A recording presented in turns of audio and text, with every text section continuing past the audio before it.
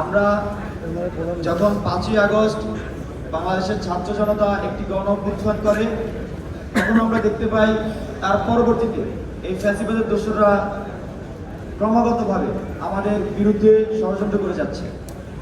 তারই প্রেক্ষিতে আমরা আরো দেখি বিভিন্ন জায়গায় তারা চাঁদাবাজি, দখলদার, সিন্ডিকেটের নেতৃত্ব দিচ্ছে। কোথাও কোথাও দেখা যাচ্ছে মাথা চেঞ্জ হয়েছে কিন্তু সিস্টেম একই রয়ে গিয়েছে।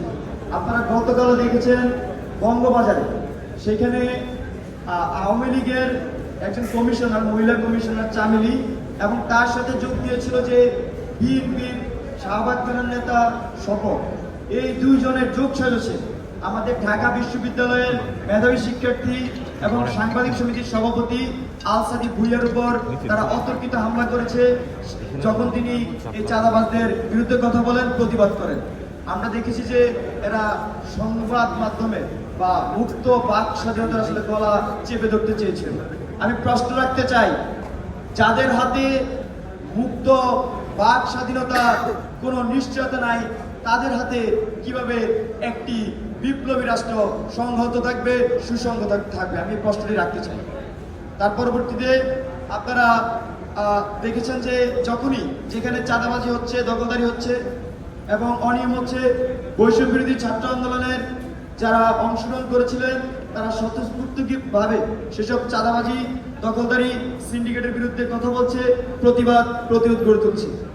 আপনারা আরো দেখেছেন যখনই বাংলাদেশের দক্ষিণ পূর্ব অঞ্চলে একই সাথে রাজনৈতিক এবং প্রাকৃতিক একটা বন্যা হচ্ছিল, তখন বৈষম্য বিরোধী ছাত্র আন্দোলন কিভাবে সারা দেশের মানুষকে সুসংগঠিত করে একটি জাতীয় ঐক্যের একটি ডিসপ্লে দেখেছে, টিএসসি আপনারা সেটি দেখেছে।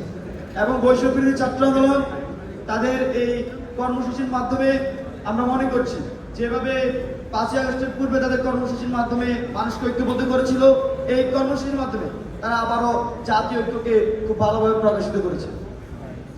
তারই ধারাবাহিকতায় আমরা আসলে সার্বিকভাবে বাংলাদেশে একটি প্রজন্মগত রাজনৈতিক রূপান্তর দেখতে পাচ্ছি।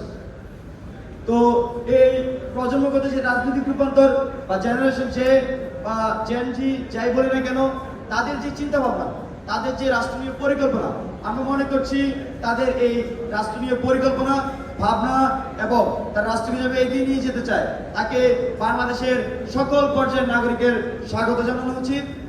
সেই প্রেক্ষিতে এই আমাদের বৈষম্য বিরোধী ছাত্র আন্দোলন কাজ করে যাবে। পাশাপাশি আমরা আমাদের যে আইন শৃঙ্খলার অনেক জায়গায় আমরা অব্যবস্থাপনা দেখছি, তার প্রেক্ষাপটে অবশ্যই আপনাদের কারো আশা করি যে জানার বাকি নেই। এই যে ফ্যাসিবাদ, সে কিন্তু আমাদের প্রত্যেকটি সিস্টেমকে আসলে নষ্ট করে দিয়েছিল। পুলিশ থেকে শুরু করে প্রশাসনের প্রত্যেকটি ব্যবস্থা দলীয়করণ করে একটি অসামঞ্জস্যতা তৈরি করেছিল, এবং যেসব প্রতিষ্ঠান আসলে সত্যিকার অর্থে মানুষের সেবা পেত না।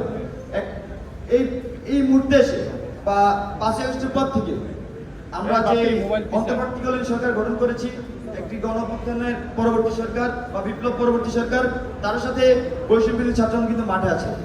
আমরা চাচ্ছি বৈষম্য বিরোধী ছাত্র আন্দোলনের পক্ষ থেকে পুলিশ সহ সকল আইন শৃঙ্খলা বাহিনীকে সহযোগিতার হাত বাড়িয়ে দিতে, এবং আমরা সেটি করছি। আমি সারা দেশবাসীকে আহ্বান করছি, আপনারা পুলিশ সহ আইন শৃঙ্খলা বাহিনী এবং প্রশাসনকে সহযোগিতা করুন। পাশাপাশি আরেকটি আহ্বান করবো, কোথাও আপনারা আইন নিজ হাতে তুলে নেবেন না। কারো বিরুদ্ধে যদি কোনো সুনির্দিষ্ট তথ্য প্রমাণ সহ অভিযোগ থাকে, সেগুলো নিয়ে আপনারা তার বিরুদ্ধে অভিযোগ দেই, কিন্তু কোনোভাবে আইন নিজ হাতে তুলে নেওয়া যাবে না। আমরা আগামী বাংলাদেশে সত্যিকার অর্থে আইনের শাসন চাই, এবং সেজন্য সারা দেশবাসীর সহযোগিতা চাচ্ছি। আরেকটি বিষয়, আপনারা ইতিমধ্যে স্পষ্ট হয়ে গেছেন, বৈষম্য বিরোধী ছাত্র আন্দোলন কিন্তু 5ই আগস্টের পর থেকে বাংলাদেশের নিরাপত্তায় বিভিন্নভাবে তারা কাজ করে যাচ্ছে। এবং আমি বৈষম্য বিরোধী ছাত্র আন্দোলনের সাথে যারা এই গণঅভ্যুত্থানে অংশগ্রহণ করেছিলেন, তাদের সকলকে আহ্বান করি, আগামী দিনগুলোতে আমরা যাতে এই স্বতঃস্ফূর্ত জাতীয় নিরাপত্তার জন্য আমরা কাজ করে যাই। কিন্তু আমি আবারও বলছি, কোনোভাবে আইন নিজ হাতে তুলে নেওয়া যাবে না। কেউ যদি দোষী হয়, তার বিরুদ্ধে সুনির্দিষ্ট অভিযোগ থাকে, আপনারা সেই অভিযোগ সহ যে সিস্টেমেটিক অভিযোগ প্রকাশ করার যে মাধ্যম বা অভিযোগ দেওয়ার মাধ্যম, সেখানে দিন। আমরা আইনের শাসন বাংলাদেশে প্রতিষ্ঠা করতে চাই। আরেকটি বিষয়, এই যে খুনি হাসিনা, ভাইরা খুব ভালো করে ব্যাখ্যা করেছে তারা কিভাবে আমাদের ভাইটাকে শহীদ করেছে, কিভাবে আমাদের বুকে বুকি চালিয়েছে, আমাদের বুকে গুলি চালিয়েছে। তো সবকিছু মিলিয়ে এই আমরা বৈষম্য ছাত্রদের পক্ষ থেকে খুনি হাসিনার বিচারের দাবি করছি এবং আওয়ামী দোসর যারা এই হত্যাকাণ্ডের সাথে সরাসরি যুক্ত ছিল তাদেরও বিচারের দাবি জানাচ্ছি। এছাড়াও বৈষম্যবিরোধী ছাত্রদের পক্ষ থেকে আমরা তাদেরকে ক্রমাগত চিহ্নিত করার চেষ্টা করছি। আমরা আমাদের ছাত্রদের পক্ষ থেকে একটি ফ্যাক্ট ফাইন্ডিং কমিটি ঘোষণা করার পরিকল্পনা করছি। তো সবকিছু মিলিয়ে আমরা স্পষ্টভাবে জানিয়ে দিতে চাই, যারা এইসব হত্যার সাথে জড়িত ছিল, হামলার সাথে জড়িত ছিল, তাদেরকে কোনোভাবে ছাড় দেওয়া হবে না। বাংলাদেশের ছাত্র জনতা এদেরকে নিজে ফ্যাক্ট ফাইন্ডিং টিমের মাধ্যমে সহযোগিতা করে সকলকে চিহ্নিত করে আইনের আওতায় নিয়ে আসবে। তার পরবর্তীতে এই যে এই কর্মযজ্ঞের কথা আমি বলছি, সেই কর্মযজ্ঞ পরিচালনা করতে 5 আগস্টের পর থেকে এখন পর্যন্ত আমাদের কোথাও কোথাও হিমশিম খেতে হচ্ছে। তার অন্যতম কারণ সত্যিকার অর্থে আমাদের যে মুভমেন্ট হয়েছিল, মুভমেন্টে এত স্বতঃস্ফূর্ত অংশগ্রহণ ছিল, যার কারণে আমরা আসলে সবাইকে অতটা সুসংগঠিত করতে পারিনি। তার লক্ষ্যে আমরা কিন্তু ইতিমধ্যে একটি টিম গঠন করেছিলাম, যে টিমের অন্যতম কাজ ছিল যে সারা দেশকে সুসংগঠিত করা। সেই টিমের প্রেক্ষিতে পাশাপাশি আমরা জিনিসটাকে এক্সটেন্ড করে আরো মহৎ পরিকল্পনা লাগাচ্ছি। আমাদের আপনার ইতিমধ্যে ঘোষণা করেছে 5ই আগস্ট আমাদের শহীদ মার্চ। তার পরবর্তীতে 6ই আগস্ট থেকে আমরা 6ই সেপ্টেম্বর থেকে আমরা সারা দেশে বিভাগীয় সফর শুরু করবো। আমাদের প্রত্যেকটি বিভাগে টিম ভিত্তিক আমরা আমাদের এই মানুষজনকে সুসংগঠিত করার চেষ্টা করব। তাদের জন্য কিছু নীতিমালা থাকবে, এরা এই নীতিমালার বাইরে গিয়ে কোনো কাজ করবে না। হ্যাঁ, আমরা বিভাগীয় সফর করব। আমাদের টিমগুলো আমাদের জনমত, মানুষ আসলে কি বলতে চাচ্ছে, তাদের ভাষা কি, সেটা আমরা শোনার চেষ্টা করব। আপনারা দেখেছেন আমরা এই বৈষম্যবিরোধী ছাত্র আন্দোলন পুরো মুভমেন্টে যে জিনিসটি করার চেষ্টা করেছি, আমরা যেমন একই সাথে জনমত তৈরি করার চেষ্টা করেছি, অন্যদিকে জনগণের যে ভাষা, সেই ভাষাকে রূপান্তর করার চেষ্টা করেছি। মূলত আমি বলতে চাচ্ছি, জনগণ যেটা চাচ্ছে আমরা আসলে সেটাই করার চেষ্টা করেছি। আপনারা দেখবেন যেদিন আমরা এক দফা ঘোষণা দিব, সেদিন কিন্তু আমাদের ঘোষণার কিন্তু সবাই এক আঙ্গুল তুলেছিল। তার মানে আমি বুঝাতে চাচ্ছি, জনগণ যেটা চায় সেটাই আগামী বাংলাদেশ হবে, আর আমরা একটি মিডিয়েটর হব। মিডিয়েটর বলতে বোঝাচ্ছি আমরা জনগণ থেকে কথা শুনবো, এই কথাগুলোকে অ্যাকুমুলেট করে সেটাই সোসাইটিতে বাস্তবায়ন করার জন্য ছুড়ে দিব। আমরা মনে করছি যে বাংলাদেশের মানুষ সেটা বাস্তবায়নে সহযোগিতা করবে এবং বাংলাদেশের মানুষই সত্যিকার অর্থে সেটাকে বাস্তবায়ন করবে। তো আমাদের 5 সেপ্টেম্বর থেকে মূলত যে কর্মসূচি শুরু হবে সেটি হচ্ছে বিভাগীয় সফর এবং জেলা ভিত্তিক সফর। সেখানে আমরা বিভাগীয় ও জেলা পর্যায়ে যারা আমাদের সাথে বৈষম্যবিরোধী ছাত্র আন্দোলনে যোগ দিয়েছিলেন সকলের কথা শুনবো, সকলকে সুসংগঠিত করার চেষ্টা করব এবং সুনির্দিষ্ট কিছু দিক নির্দেশনা দেওয়ার চেষ্টা করব। যেমন আমরা অনেক জায়গায় দেখেছি যে সমন্বয়ক পরিচয় অনেক ধরনের দুর্নীতির সাথে জড়িয়ে যাচ্ছে, সিন্ডিকেটের সাথে জড়িয়ে যাচ্ছে।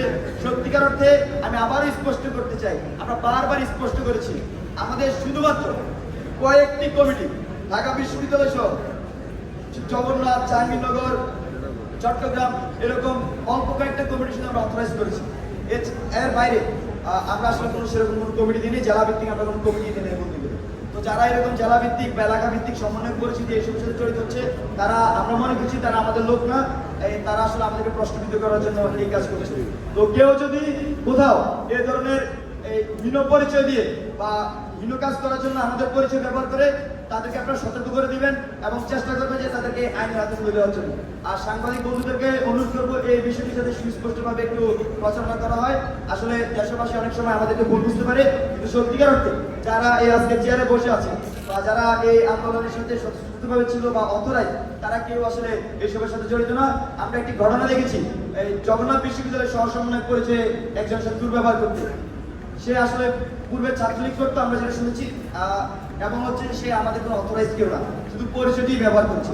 তো সবকিছু মিলিয়ে সবাইকে যেই তথ্যটি দিতে চাচ্ছি সেটি হচ্ছে বৈষম্য বিরোধী ছাত্র আন্দোলন নতুন করে সারা দেশে পুনর্গঠিত হবে এবং সেটি খুব সিস্টেমেটিক্যালি পুনর্গঠন হবে। তাদের প্রধান কাজ, এখন কথা হচ্ছে কেন পুনর্গঠন হবে, একটা প্রশ্ন, কেন ওয়াই? তাদের প্রধান কাজ হচ্ছে চাঁদাবাজি, সিন্ডিকেট, দখলদারি, দুর্নীতির বিরুদ্ধে অবস্থান নেওয়া। এবং আমরা 5ই আগস্টে এই যে সহস্রাধিক জীবন এবং লক্ষাধিক আহতের বিনিময়ে একটি নতুন স্বাধীনতা পেয়েছি, যে নতুন বিপ্লব করেছি সেই নতুন বিপ্লবকে রক্ষার লক্ষ্যে তারা কাজ করে যাবে। আর মূলত এটাই আমাদের মূল প্রতিবাদ। আমি আবার বলছি, চাঁদাবাজ